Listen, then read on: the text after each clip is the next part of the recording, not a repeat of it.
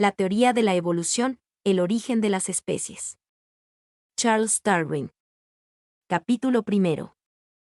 La variación en estado doméstico, causas de variabilidad cuando comparamos a los individuos de la misma variedad, o subvariedad de las plantas actuales que desde hace mucho tiempo van siendo cultivadas, y de nuestros animales domésticos más antiguos. Una de las primeras cosas que más nos extraña es, sin duda, ver cómo generalmente difieren entre sí en mayor escala unos individuos de otros que los individuos de cualquier otra especie o variedad estudiada en el estado natural. Así como cuando reflexionamos sobre la vasta diversidad de las plantas y animales que respectivamente han sido cultivados y domesticados, variando durante todas las edades, ya sea por la influencia de los climas, por un tratamiento diferente. Nos vemos obligados a concluir que esta gran variabilidad es debida a que nuestras producciones domésticas se han formado en condiciones de vida menos uniformes, diferentes de aquellas a las que había sido primitivamente expuesta la especie madre en la naturaleza. Ahora bien, aunque no deja de tener alguna probabilidad la opinión expuesta por Andrew Knight de que esta variabilidad pueda tener cierta conexión con el exceso de alimento, parece, sin embargo, evidente que los seres orgánicos necesitan estar expuestos durante algunas generaciones a condiciones nuevas, para que en ellos se origine cualquier gran variación, que continúa luego durante muchas generaciones. No se sabe de ningún caso en que un organismo variable haya dejado de variar sometido al cultivo, por lo cual las plantas cultivadas desde hace mucho, como por ejemplo el trigo, todavía siguen presentando nuevas variedades, y los animales que desde muy atrás pasaron al estado doméstico son aún susceptibles de mejoras y modificaciones rápidas. Después de dedicarle al asunto mucha atención, debemos decir que, al parecer, las condiciones propias de la vida obran de dos modos. Un grado, directamente sobre el conjunto de la organización o sobre ciertas partes tan solo, 2 grados, indirectamente, afectando al sistema reproductivo. Con respecto a la acción directa, debemos tener presente que en todos los casos, como últimamente ha afirmado el profesor Weisman, hay aquí dos factores que considerar, a saber, la naturaleza del organismo y la naturaleza de las condiciones, de los cuales el primero parece ser mucho más importante que el segundo, puesto que algunas variaciones próximamente semejantes surgen a veces en condiciones que, en cuanto podemos apreciarlas, son desemejantes, y por otra parte, surgen variaciones desemejantes en condiciones que parecen ser casi uniformes. Los efectos en la prole son definidos e indefinidos. Serán definidos cuando toda o casi toda la descendencia de los individuos expuestos a ciertas condiciones, durante algunas generaciones, salga a la luz modificada de la misma manera, y no olvidemos que es en extremo difícil llegar a determinada conclusión respecto de la extensión de los cambios, que de este modo han sido definidamente introducidos. Puede, sin embargo, caber ligera duda sobre muchos cambios de poca monta, tales como el tamaño, a causa de la cantidad de alimento, el color motivado por la naturaleza del mismo, el espesor de la piel y del pelo causado por el clima, etc. Así, por ejemplo, cada una de las innumerables variaciones que vemos en el plumaje de nuestras aves debe de haber tenido alguna causa eficiente, y si ésta tuviera que obrar uniformemente por una larga serie de generaciones en muchos individuos, todos se modificarían probablemente del mismo modo. Hechos tales como las complejas y extraordinarias excrescencias que invariablemente siguen a la inoculación de una pequeña gota de cochinilla, nos muestran que modificaciones singulares podrían resultar en las plantas por sola constitución química en la naturaleza de la savia. Vemos variabilidad indefinida en las innumerables, aunque pequeñas peculiaridades que distingue a los individuos de la misma especie y que no pueden ser explicadas por herencia, ya sea del padre, de la madre o del antecesor más remoto. También aparecen algunas veces diferencias muy marcadas en los hijos del mismo parto y en las plantas procedentes de una misma cápsula de semilla.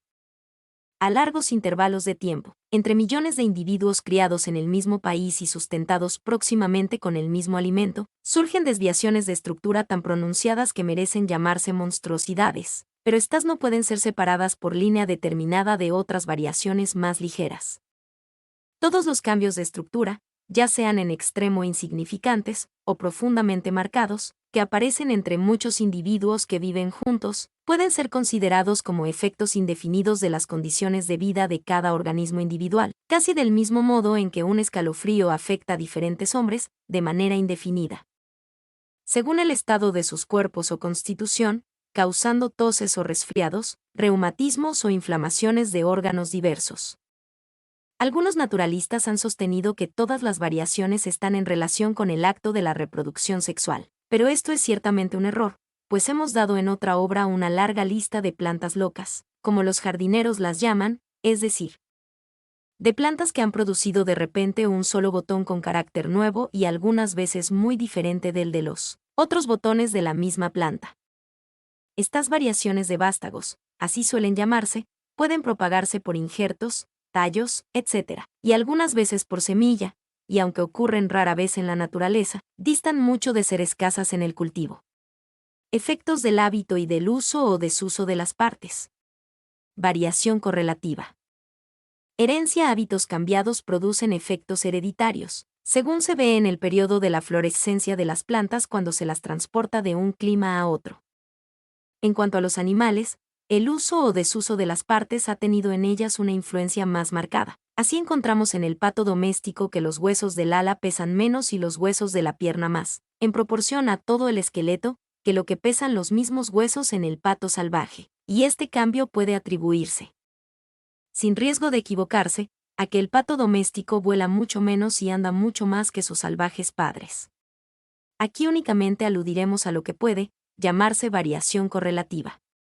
Los cambios importantes del embrión o larva ocasionan probablemente los cambios del animal adulto. Los criadores creen que remos prolongados acompañan casi siempre a cabezas alargadas. Algunos ejemplos de correlación son completamente caprichosos. Así los gatos enteramente blancos y de ojos azules son en general sordos, lo cual solo sucede a los machos. El color y ciertas peculiaridades de estructura van unidos, como podríamos demostrarlo con muchos casos notables de animales y plantas. Toda variación que no sea hereditaria carece de importancia para nosotros, pero el número y diversidad de las desviaciones de estructura que pueden transmitirse por herencia, tanto de poca como de mucha importancia fisiológica, no tiene término. Cuando aparece con frecuencia una desviación de estructura, y la vemos en el padre y en el hijo, no podemos decir que no pueda ser debida a la misma causa que ha obrado en ambos, pero cuando entre individuos, al parecer expuestos a las mismas condiciones, se presenta en el padre alguna desviación muy rara. Debido a extraordinaria combinación de circunstancias, por ejemplo, una vez entre varios millones de individuos, y reaparece en el hijo, la nueva doctrina de las probabilidades casi nos obliga a atribuir la reaparición a la herencia. ¿Acaso la opinión exacta sobre el asunto, en general reside en mirar a la herencia de cualquier rasgo como regla, y a la no herencia como anomalía? Las peculiaridades que aparecen en los machos de nuestras crías domésticas son frecuentemente transmitidas a los machos exclusivamente, y en grado mucho más elevado. Sin embargo, la regla más importante en esta materia, y en la que creemos puede confiarse, es que en cualquier periodo de la vida en que aparece por primera vez una peculiaridad, esta tiende a reaparecer en la cría al llegar a edad correspondiente, aunque adelantándose algunas veces. En muchos casos no podía suceder otra cosa. Así las peculiaridades heredadas en los cuernos del ganado vacuno pueden aparecer solamente en la cría cuando ésta es ya casi adulta. Las peculiaridades en el gusano de seda, como es notorio, aparecen en la fase correspondiente al capullo. Pero las enfermedades hereditarias y algunos otros hechos nos hacen creer que la susodicha regla tiene más amplia extensión, y que, cuando no hay razón aparente para que aparezca una peculiaridad en edad determinada, tiende a presentarse en la cría en el mismo periodo en que apareció primero en el padre.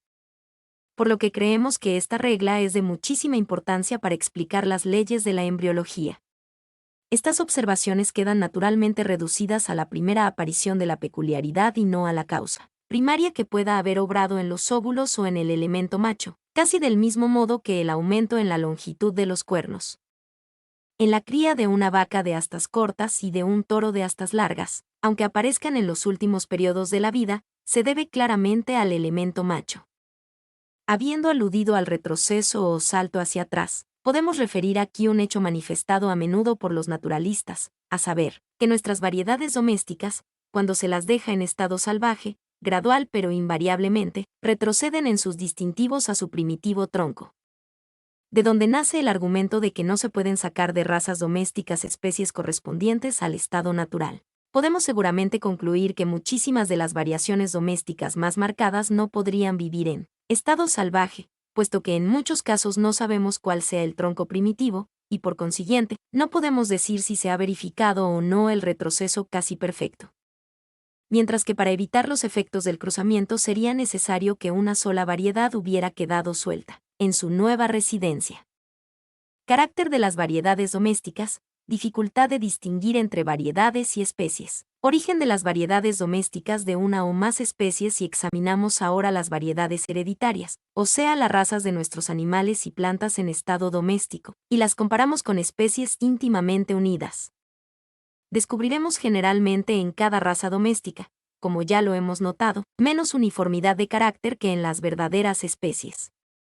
Las razas domésticas de la misma especie se diferencian entre sí del mismo modo que las especies muy próximas del mismo género en estado natural, pero estas diferencias son en menor número. Se ha supuesto frecuentemente que el hombre ha escogido para la domesticidad animales y plantas que poseen extraordinaria e inherente tendencia a variar, así como a resistir a los diversos climas. No disputaremos sobre si las capacidades han aumentado grandemente el valor de la mayor parte de nuestras producciones domésticas, pero como es posible que un salvaje conociera, cuando por primera vez domaba un animal, si éste variase o no en las generaciones sucesivas y si había de soportar otros climas. La poca variabilidad del asno y del ganso, o la escasa facultad del reno para sufrir el calor, o la del camello común con respecto al frío, ¿impidió acaso su domesticidad? No podemos dudar que si otros animales y plantas, iguales en número a nuestras producciones domésticas, y que pertenecen a clases y países igualmente diversos, fuesen tomados del estado natural y se les pudiera hacer criar por un número igual de generaciones, variarían en domesticidad, por término medio, tanto como han variado las especies madre de nuestras producciones domésticas hoy existentes.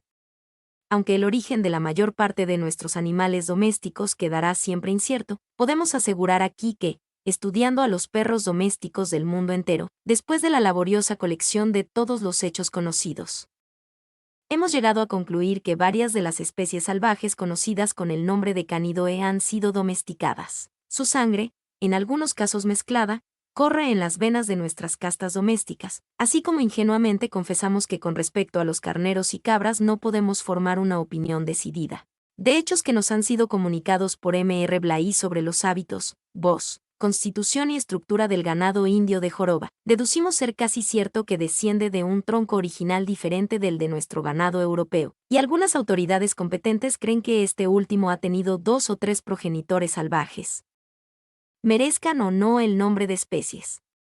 Esta conclusión, al igual que la distinción específica entre el ganado común y el de joroba, puede considerarse como confirmada por las admirables investigaciones del profesor Rutiger.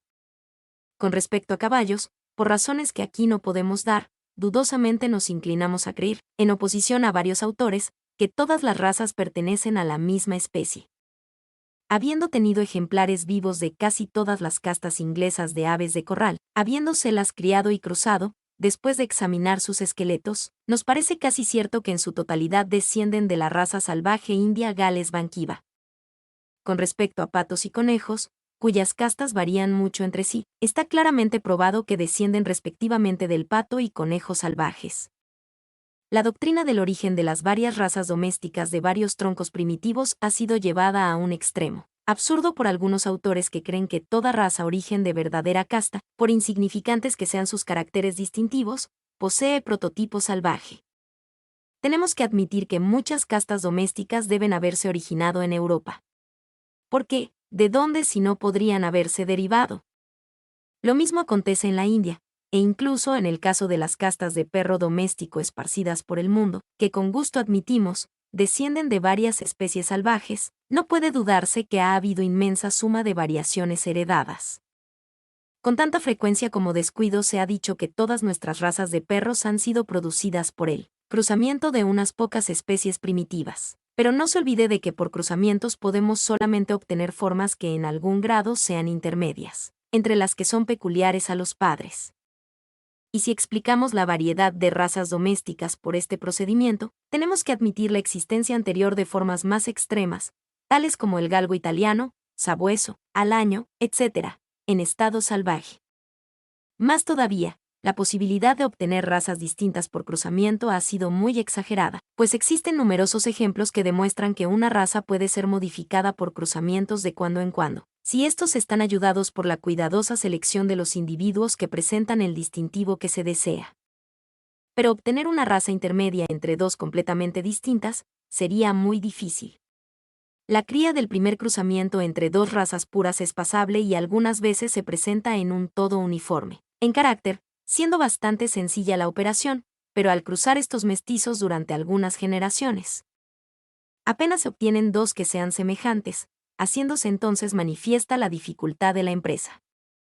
A pesar de las grandes diferencias existentes entre las castas de palomas, estamos plenamente convencidos de que la opinión común de los naturalistas es exacta cuando afirman que todas descienden de la paloma silvestre, Columba libia, incluyendo en este término algunas razas o subespecies geográficas, que se diferencian en puntos del todo insignificantes. Y como algunas de las razones que nos han suministrado esta creencia son aplicables en cierto modo a otros casos, las expondremos aquí brevemente. En efecto, si las varias castas no son variedades y provienen de la paloma bravía, deberían descender de 7 u 8 troncos primitivos, como mínimo, puesto que es imposible obtener las castas domésticas actuales por el cruzamiento de número menor. Como, por ejemplo, puede una paloma paute, buchona, ser producida por el cruzamiento de dos castas, a menos que una de las razas madre poseyera de antemano el enorme buche que caracteriza a la especie. Los supuestos troncos primitivos deben haber pertenecido en masa a las palomas de campo, esto es, a las que no crían ni voluntariamente se posan en los árboles. Pero además de la columba libia y sus subespecies geográficas, solamente se conocen 2 o 3 especies más de palomas silvestres que carecen de todos los caracteres de las castas domésticas. De aquí que los supuestos troncos primitivos, o deben existir todavía en los países en los que primeramente fueron domesticados, siendo desconocidos por los ornitólogos, a pesar de su tamaño, hábitos y caracteres notables, lo cual parece improbable, o deben haberse extinguido en el estado salvaje. Pero las aves que anidan en precipicios y que son, por lo tanto, muy voladoras no es probable que sean fácilmente exterminadas. Las diferentes razas domésticas han sido transportadas a todos los ángulos del mundo, y debido a eso, algunas de ellas deben haber sido devueltas a su país natal sin que ni una siquiera se haya vuelto silvestre o brava. Aunque la paloma de palomar, que es la silvestre en estado ligerísimamente alterado, ha logrado en algunos lugares volver a dicho estado primitivo. Además, todos los experimentos recientes demuestran que es difícil conseguir que los animales silvestres críen libremente, en estado doméstico, y sin embargo, en la hipótesis del origen múltiple de nuestras palomas, debería suponerse que 6 o 7 especies, por lo menos, fueron en tiempos antiguos tan completamente domesticadas por el hombre semicivilizado que, estando encerradas, se tornaron prolíficas. El hombre semicivilizado consiguió domesticar por completo algunas especies, intencional o casualmente extrajo especies extraordinariamente anormales, aunque estas mismas especies se han extinguido o son desconocidas desde entonces. Ahora bien, tomando en cada una de las castas domésticas ejemplares muy bien criados, todos los indicios, hasta el ribete blanco de las plumas timoneras de la cola, se verán algunas veces perfectamente desarrollados, y cuando se crucen parejas que pertenezcan a 2 o más castas distintas, no azules ni con un solo indicio, la prole obtenida repentinamente adquirirá esos caracteres. En una casta que se ha cruzado solo una vez, la tendencia a volver a algún carácter derivado de tal cruzamiento será naturalmente cada vez menor, y en cada generación sucesiva quedará menos dosis de sangre extraña. Pero cuando no ha habido cruzamiento y hay tendencia en la casta a volver a algún carácter que se perdió en alguna generación anterior, esta tendencia parece, por el contrario, poder transmitirse sin disminución por un número indefinido de generaciones. Por la improbabilidad de que el hombre haya hecho anteriormente que 7 u 8 supuestas especies de palomas criasen libremente en domesticidad, por ser estas supuestas especies completamente desconocidas en estado silvestre, sin que en parte alguna se hayan tornado bravías. Por presenciar ciertos caracteres más anormales con todas las demás columbideas, por la reaparición de vez en cuando del color azul y de los variados indicios de color negro en todas las castas, ya se las conserve puras o se las cruce, y por último, por el fenómeno de ser la cría mestiza perfectamente fértil. Podemos deducir sin riesgo que todas nuestras castas domésticas descienden de la paloma silvestre o columba libia, y de sus subespecies geográficas.